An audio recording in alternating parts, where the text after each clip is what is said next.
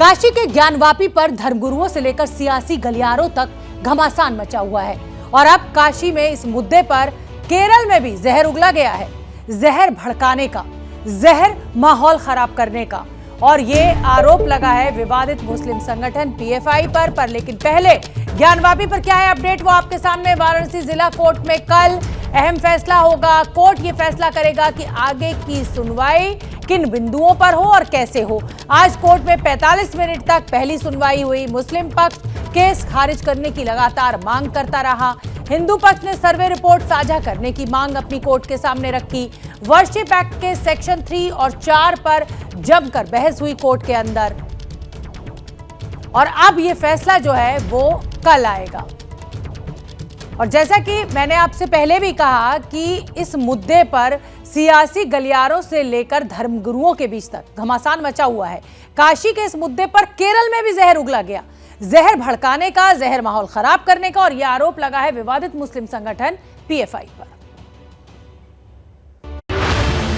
काशी से अब केरल पहुंचा ज्ञानवापी विवाद। ज्ञानवापी पर सुलगाने की साजिश में जुटा पीएफआई। ज्ञानवापी पर उत्तर से दक्षिण तक घमासान।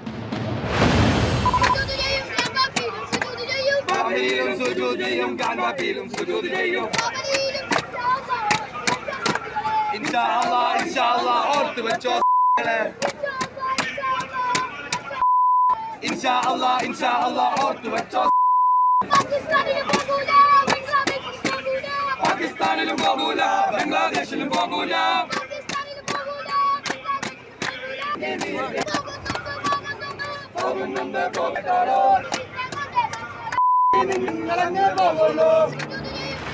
पिता के कंधे पर बैठा हुआ बच्चा प्रदर्शन की अगुवाई कर रहा है और भीड़ भी इस नारेबाजी में बच्चे का पूरा साथ दे रही है। लोग मोबाइल के कैमरे से बच्चे के भड़काऊ नारों का वीडियो भी बना रहे हैं। इंशाअल्लाह और तो बच्चों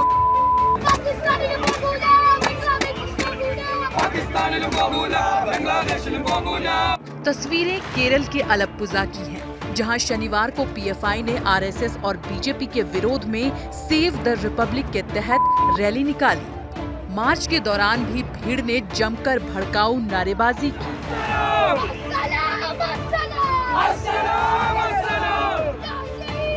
हिंदू संगठनों का आरोप है कि पीएफआई की रैली में हिंदुओं को खुलेआम धमकी दी गई है और इस विरोध का चेहरा एक छोटे बच्चे को बनाया गया है।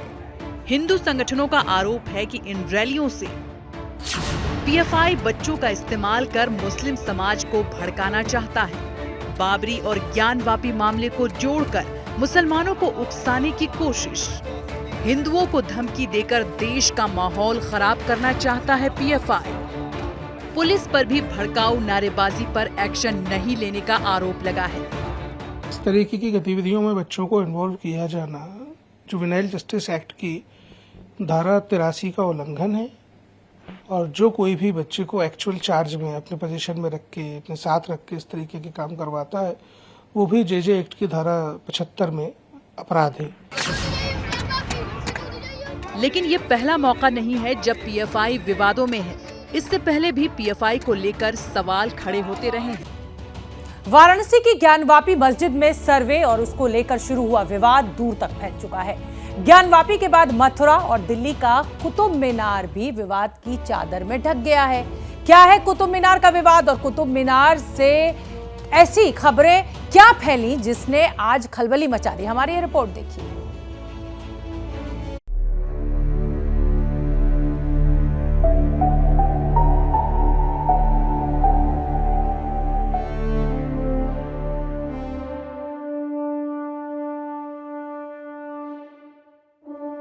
फिल्मी पर्दे से लेकर हकीकत की दुनिया में भारत की शान और दुनिया की सबसे ऊंची मीनार यानी कुतुब मीनार पर भी अब विवाद के काले बादल गहरे होते जा रहे हैं।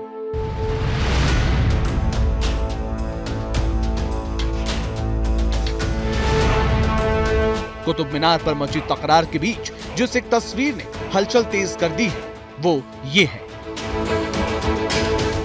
दिल्ली पुलिस के साथ कुतुब मीनार के पास नजर आ रहे ये कोई वीआईपी पर्यटक नहीं बल्कि केंद्रीय संस्कृति मंत्रालय की टीम के सदस्य हैं। शनिवार सुबह केंद्र की तरफ से 10 से 12 लोगों की टीम कुतुब मीनार पहुंची, जिसमें पुरातत्व विभाग के अधिकारी भी शामिल थे। टीम ने 2 घंटे तक कुतुब मीनार परिसर में जायजा लिया। इस दौरे के बाद खबर फैल गई कि कुतुब मीनार में खुदाई की तैयारी की जा रही है, जिससे पारा भी कुतुब मीनार की तरह बुलंद होने लगा। खुदाई की सच्चाई से पहले आपको बता दें कि आखिर विवाद है क्या। दरअसल बीते कुछ दिनों से हिंदू संगठनों की तरफ से कुतुब मीनार को विष्णु स्तंभ बताकर पूजा अर्चना की मांग की जा रही है। हिंदू संगठनों का दावा है कि कुतुब मीनार परिसर में 27 मंदिर हैं। 27 हिंदू जैन मंदिरों को तोड़कर मस्जिद बनाई गई है। इसलिए कुतुब मीनार परिसर हिंदुओं को वापस किया जाए ताकि वहां पूजा पाठ शुरू हो सके। इसी मांग की अर्जी दिल्ली के साकेत कोर्ट में दी गई है, जिस पर कल सुनवाई होनी है। यानी कल ये फैसला होगा कि कुतुब मीनार मामले की सुनवाई जारी रहेगी या फिर नहीं। इधर मुस्लिम संगठनों ने ज्ञानवापी कुतुब मीनार जैसे मुद्दों को लेकर पीएम को चिट्ठी लिखकर हस्तक्षेप की मांग की है।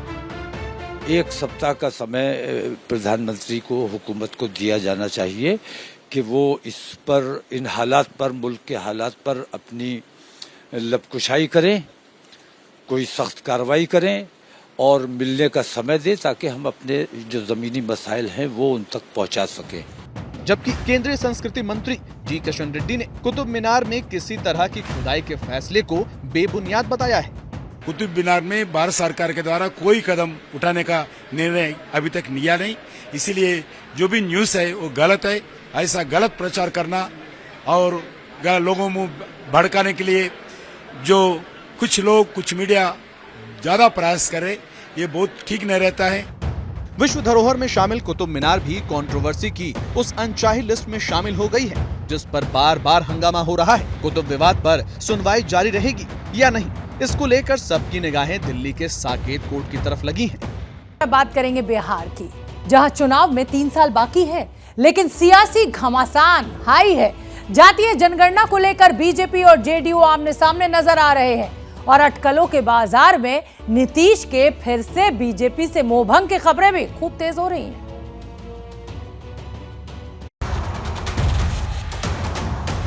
बिहार में बहार है, अटकलों की बयार है।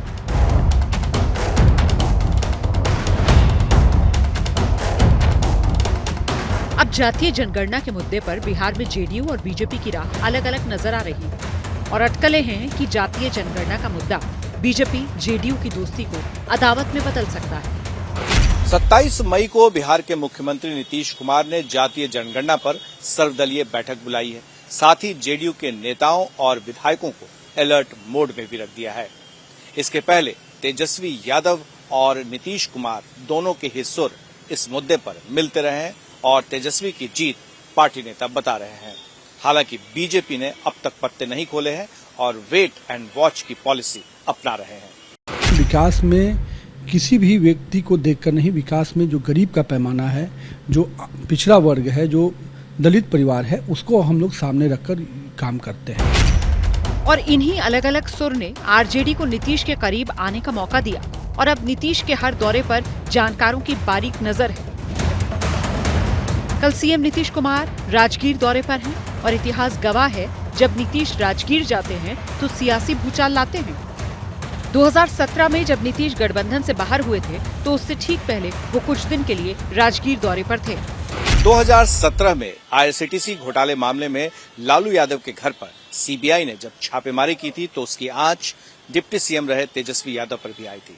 नीतीश कुमार ने तब इसे भ्रष्टाचार का मामला बताकर संबंध तोड़ लिया था, गठबंधन छोड़ दिया था और फिर सरकार बीजेपी के साथ बना ली थी। वक्त ने करवट ली, एक बार फिर सीबीआई लालू के घर पहुंच गई, लेकिन इस बार जेडीयू खामोश है। दिल्ली एनसीआर में जो मौसम ने करवट बदली। दिल्ली एनसीआर में आज सुबह हुई बारिश ने लोगों को गर्मी से तो राहत दिला दी, लेकिन पहली ही बारिश ने मुश्किलें भी खूब बढ़ाई। कहीं ट्रैफिक जाम हुआ तो कहीं जलभराव, और इस जलभराव में सरकारों और प्रशासन के दावे भी धुल गए।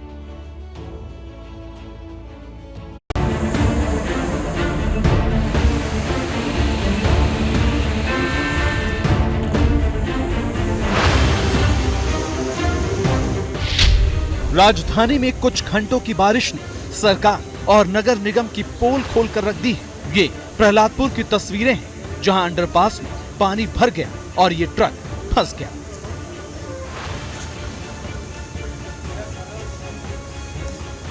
प्रहलादपुर में पुल के नीचे पानी भर गया तो वसंत विहार में पुल के ऊपर।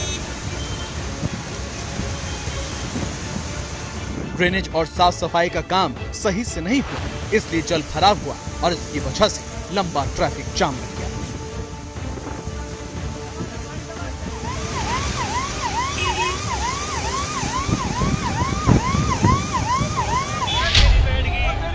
महरौली बदरपुर रोड पर तो प्री मानसून की बारिश ने सड़क निर्माण में घोटाले की पोल खोल दी। सड़क धंस गई और यहाँ 2 बसें फंस गई।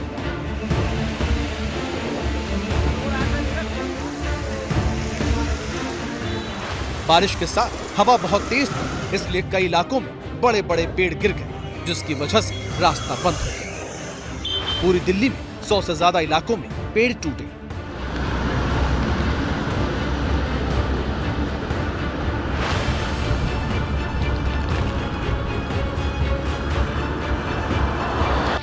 राजधानी दिल्ली के एक इलाके में मौजूद हूँ। ये न्यू फ्रेंड्स कॉलोनी का इलाका है और यहाँ पर तेज हवाओं के चलते यहाँ पर देखिए एक जो पेड़ है वो यहाँ पर गिर गया है। हालांकि पूरी रोड उसने घेर ली है। बारिश और सिस्टम की नाकामी की वजह से लोगों को बहुत परेशानी उठानी पड़ी और ये कहानी सिर्फ राजधानी की नहीं, दिल्ली से सटे हरियाणा के गुरुग्राम में भी कई इलाकों में सड़कें तालाब में तब्दील हो गई। गुरुग्राम के बसिया रोड पर पानी इतना ज्यादा था कि बस के अंदर घुस गया। गुरुग्राम के कई इलाकों में घंटों का ट्रैफिक जाम लगा और इस जाम के बीच पुलिसकर्मी डिवाइडर पर चढ़कर ट्रैफिक चलाते दिखे।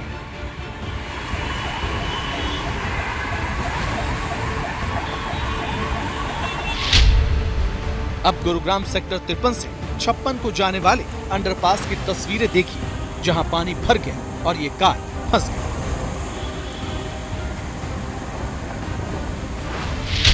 गुरुग्राम के हालात देखकर जिला प्रशासन ने वर्क फ्रॉम होम करने की एडवाइजरी जारी कर दी है, पर पहले ही बारिश में सरकार और प्रशासन के दावे पानी में बह गए और गुरुग्राम या फिर दिल्ली जल भराव और ट्रैफिक जाम में सोमवार की सुबह सुबह लोगों की परेशानी बहुत बढ़ा दी।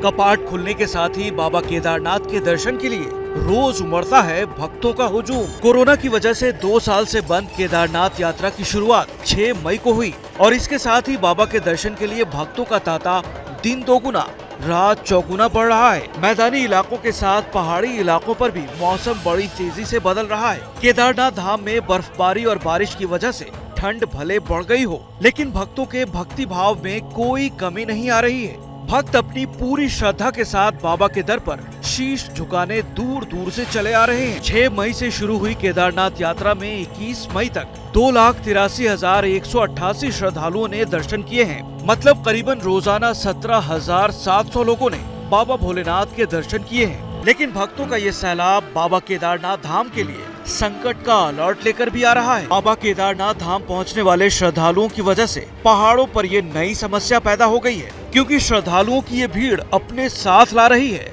ऐसा कूड़ा।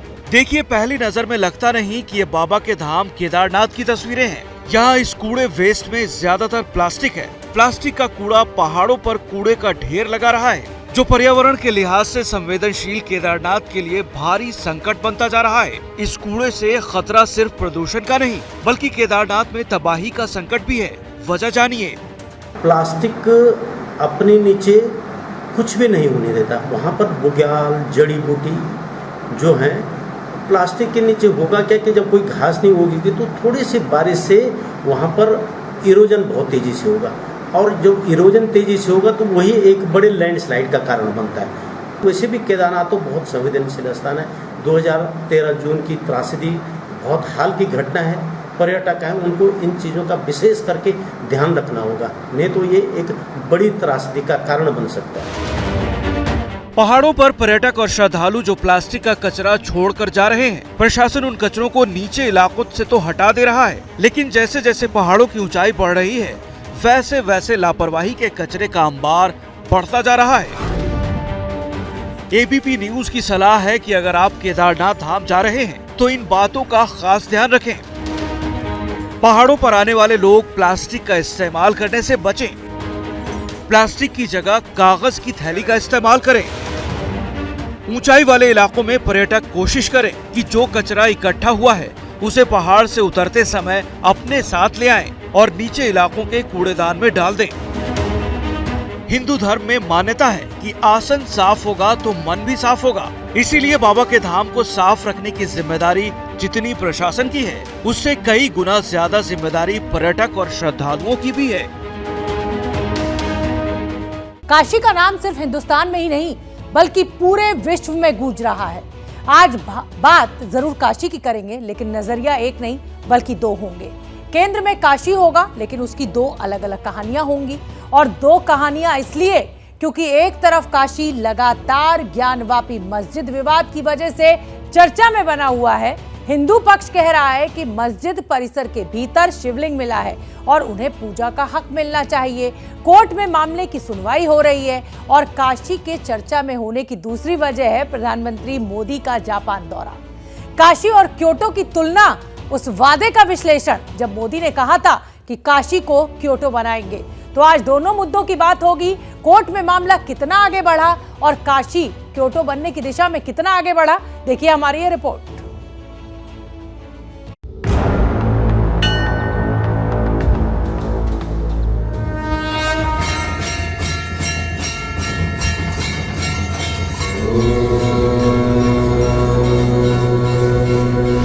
यहाँ तो काशी में आदि विश्वेश्वर हैं जो कि स्वयंभू हैं, कभी उनका अस्तित्व समाप्त नहीं होगा, वो अनंत काल से वहाँ पे उसी स्थान पे विद्यमान है।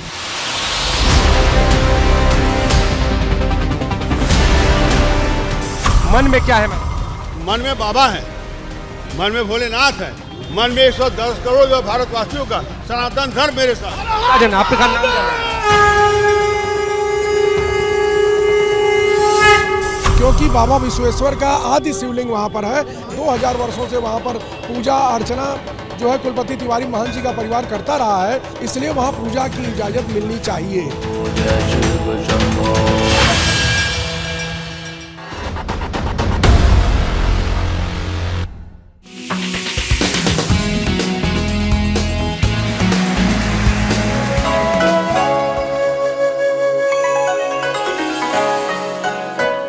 परंपराओं को बनाए रखते हुए क्वेटो और वाराणसी दोनों एज ए नगर हेरिटेज सिटी में, तो उसके दिशा में मैंने थोड़ा समय दिया था। और मैं मानता हूँ कि आने वाले दिनों में जापान के मार्गदर्शन से उस काम को हम भारत में कर पाएंगे।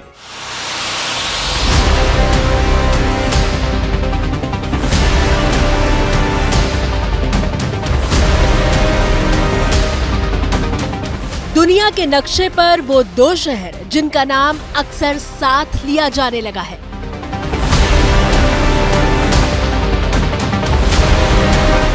हिंदुस्तान और जापान के बीच रिश्ता कायम करने वाले दो नाम जो अब साथ साथ लिए जाते हैं।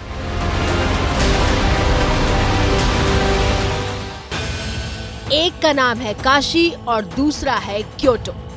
काशी हिंदुस्तान की धार्मिक नगरी है और क्योटो जापान का सबसे प्राचीन और धार्मिक शहर।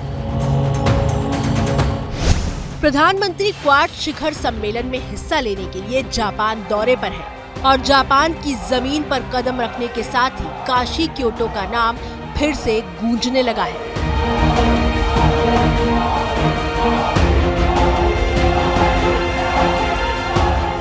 लेकिन जैसा कि हमने कहा था कि आज काशी की कहानी दो नजरियों से होगी, इसलिए क्योटो वाली चर्चा से पहले आपको काशी को लेकर हो रही पहली चर्चा का ब्यौरा दे देते हैं। हमने कोर्ट से ये आग्रह किया कि कमीशन की रिपोर्ट की वीडियोग्राफी, फोटोग्राफी हमें प्रोवाइड की जाए। पूरे हिंदुस्तान में ज्ञानवापी मस्जिद को लेकर गरमाया विवाद चर्चा में है।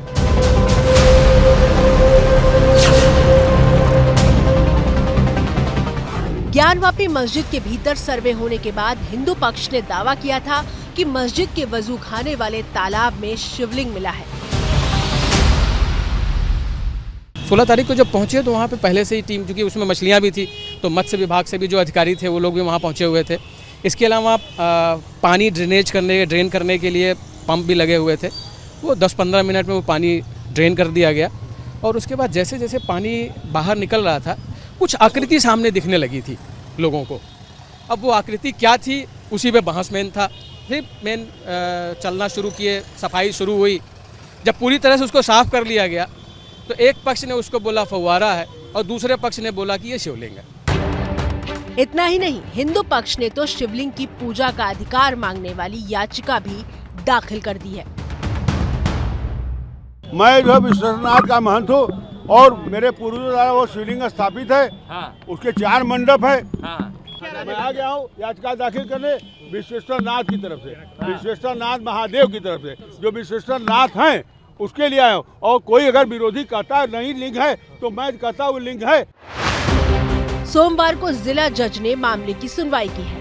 आदेश मंगलवार को आएगा और पूरे देश की निगाहें अब इस बात पर टिकी है कि कोर्ट किसकी दलील पर यकीन करता है। तो ये तो हुई काशी को लेकर छिड़ी धार्मिक बहस की कहानी, यानी काशी को लेकर पहले नजरिए की बात। अब बात करते हैं काशी के दूसरे नजरिए की, और काशी की दूसरी तस्वीर की चर्चा शुरू होती है क्योटो के साथ।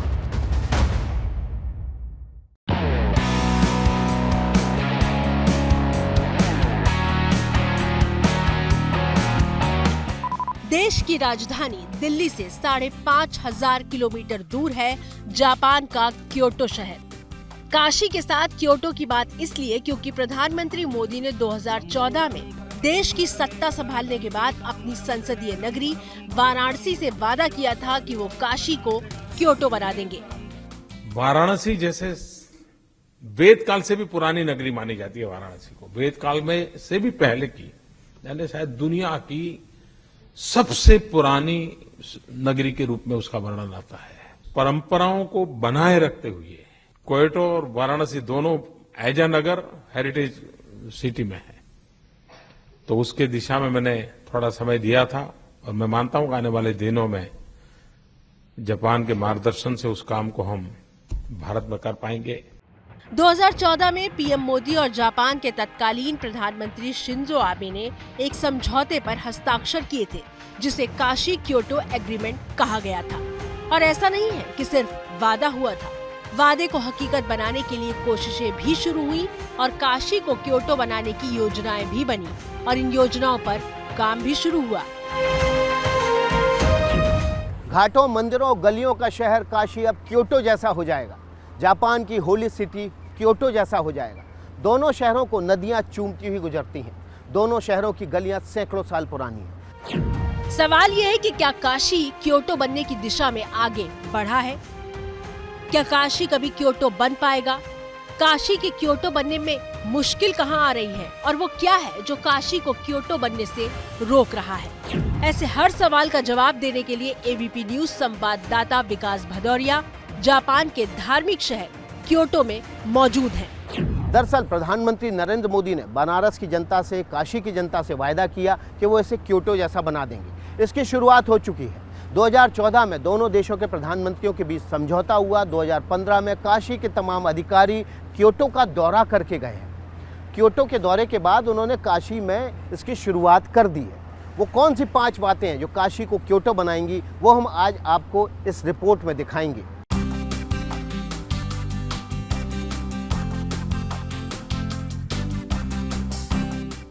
चौड़ी, खुली और चमचमाती सड़कें,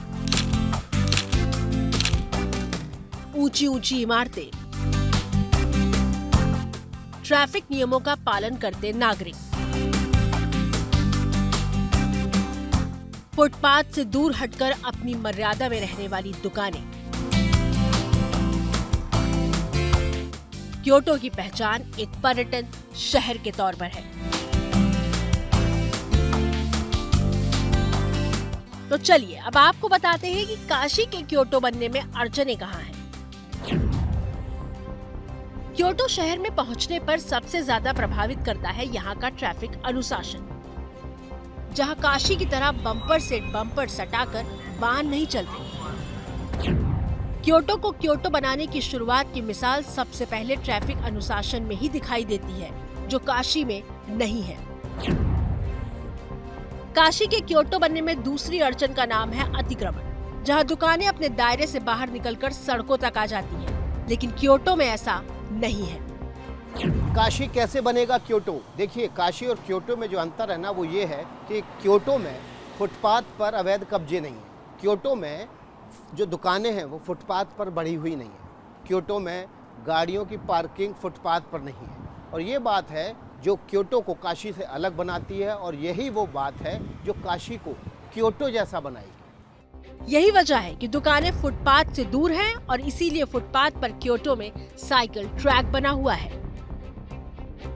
देखिए, मैं यहाँ पर साइकिल चला रहा हूँ क्योटो शहर में, और यहाँ पर लोग साइकिल चलाना पसंद करते हैं। क्यों? क्योंकि साइकिल यहाँ पर शान की सवारी है, जबकि बनारस में साइकिल चलाना मुश्किल की सवारी है। सड़कों पे बहुत ज़्यादा ट्रैफिक है, जिस वजह से लोग साइकिल चलाना पसंद नहीं करते हैं। और क्योटो में लोग साइकिल बहुत मज़े से चलाते हैं। इतनी ज़्यादा बड़ी तादाद में लोग यहाँ पर साइकिल चलाते हैं कि सरकार को यहाँ पर साइकिल पाथ बनाने पड़े हैं। और देखिए, यहाँ का जो क्लाइमेट है ना, जो मौसम है, वो भी इसमें मदद करता है। बहुत ज़्यादा गर्मी नहीं पड़ती, इसलिए लोग साइकिल यहाँ पर शान से चलाते हैं। और स्वस्थ रहने के लिए भी साइकिल चलाने को यहाँ पर प्रमोट करती है सरकार। ये देखिए, छोटे बच्चे, बड़े बुजुर्ग सब यहाँ पर साइकिल बड़े शान से चलाते हैं। काशी में क्योटो वाली इस तस्वीर को सच करके दिखाना चुनौती तो है, लेकिन ऐसा भी नहीं है कि काशी में काम नहीं हो रहा। ऐसा भी नहीं है कि काशी की तस्वीर बदल नहीं रही है। एक वक्त था जब काशी में बिजली के तारों का ऐसा जाल था कि गलियों से आसमान तक दिखाई नहीं देता था, लेकिन अब इसे हटाने का काम तेजी से चल रहा है। काशी की बदली हुई इस तस्वीर की सबसे बड़ी मिसाल है काशी विश्वनाथ कॉरिडोर। कॉरिडोर बनने के बाद से श्रद्धालुओं की संख्या में दिन दूनी रात चौगुनी बढ़ोतरी हुई है, और इससे न सिर्फ धार्मिक पर्यटन बढ़ा है, बल्कि वाराणसी की अर्थव्यवस्था को भी पंख लगे हैं। एबीपी न्यूज संवाददाता ज्ञानेंद्र तिवारी ने काशी विश्वनाथ धाम परिसर में इस बात की पड़ताल की है कि कॉरिडोर बनने से क्या और कितना फायदा हुआ है। दरअसल बनारस को एक विश्व स्तरीय स्थान तो पहले मिला ही था, लेकिन जिस तरह से काशी विश्वनाथ कॉरिडोर बनने से यहाँ लोगों की आवाजाही बढ़ी है और देखने के लोग इच्छुक हैं, दर्शन करने के इच्छुक हैं, उससे रुकने ठहरने के लिए भी यहाँ स्थानों की संख्या बढ़ी है। यानी होटल व्यवसाय में भी बहुत तेजी आई है।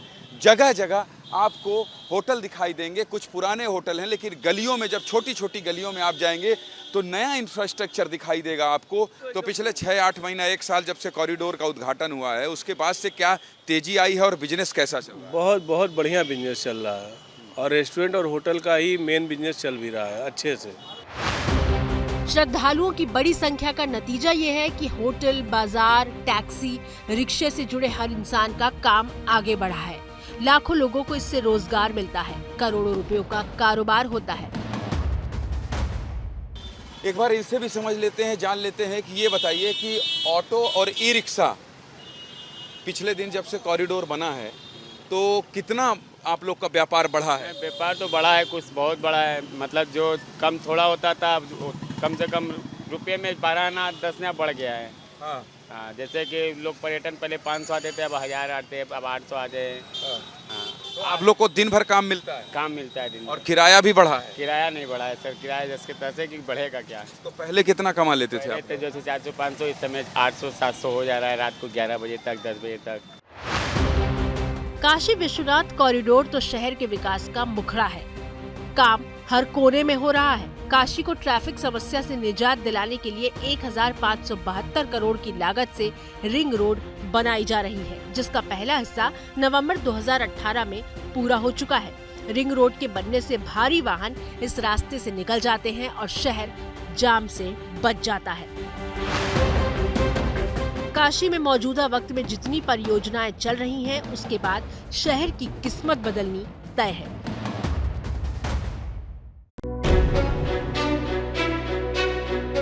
आपकी टीवी स्क्रीन पर रुद्राक्ष कन्वेंशन सेंटर की तस्वीरें हैं, जिसे जापान इंटरनेशनल कोऑपरेशन एजेंसी के सहयोग से 5 सालों में पूरा किया गया है। प्रधानमंत्री मोदी ने भी अपने जापान दौरे में भारतीय समुदाय को संबोधित करते हुए इस बात का जिक्र किया। और मैं तो काशी का सांसद हूं और बड़े गर्व से कहना चाहूंगा कि जापान के पूर्व प्रधानमंत्री श्री आबे जब काशी आए थे तब उन्होंने एक बहुत बढ़िया सौगात काशी को दी। काशी में जापान के सहयोग से बना रुद्राक्ष।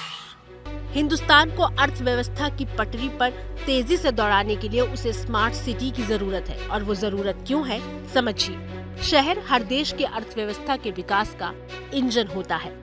भारत की 31% आबादी शहरी इलाकों में रहती है। शहर भारत की जीडीपी में 63% योगदान करते हैं। शहरीकरण बढ़ने के बाद भारत की 40% आबादी के शहरों में रहने की उम्मीद है। इस हिसाब से 2030 तक शहर भारत की जीडीपी में 75% का योगदान कर सकते हैं और इसके लिए सामाजिक, आर्थिक और संस्थागत विकास की जरूरत है। तो एक तरफ काशी के क्योटो बनने की कोशिश है, तो दूसरी तरफ मंदिर मस्जिद का वो विवाद जो बड़ा होता जा रहा है, विशाल होता जा रहा है। ज्ञानवापी विवाद पर कल सुनवाई से पहले सी वोटर ने एक सर्वे किया। क्या ज्ञानवापी में जिला कोर्ट को शिवलिंग की पूजा करने का अधिकार दे देना चाहिए? हाँ कहने वाले 71% लोग, नहीं कहने वाले 25% और कह नहीं सकते 4% लोग। यानी ज्ञानवापी में जिला कोर्ट को शिवलिंग की पूजा करने का अधिकार दे देना चाहिए। हाँ कह रहे हैं 71% लोग।